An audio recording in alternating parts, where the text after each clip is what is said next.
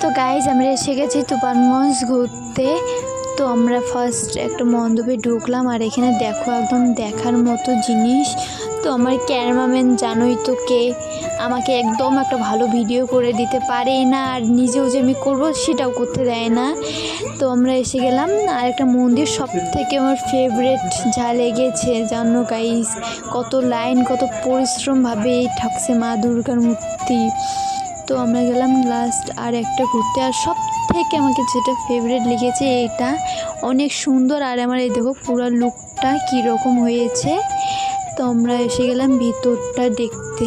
তো ভিতরটাও অনেক সুন্দর হয়েছে, একদম দেখার মতো হয়েছে। আমি তো এই মন্দির ছাড়া নড়ছি না, আমি আবার সামনে এসে গেছি, না আমি আর একবার দেখবো আমি বলতেছিলাম।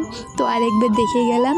আর আর আমার সব থেকে ভালো লাগে আমার ভোলানাথকে, আর ওর তো জানো। তো এখন এখানে গাইস এত বড় লাইন দেখে তোমাকে বলবো, আর এখন খাওয়ার জিনিসের দোকানেও যে ভিড় বলবো কি। লাস্টে পোলাও খেয়ে এসেছি আর বিরিয়ানি খাওয়ার টাইম পাইনি, তাই প্যাক করে বাড়িতে এসে বসে বসে দুজনে খেয়ে নিয়ে। তো আমরা দেখা হচ্ছে পরের ব্লগে। চ্যানেলটা সাবস্ক্রাইব করতে একদম ভুলবা না।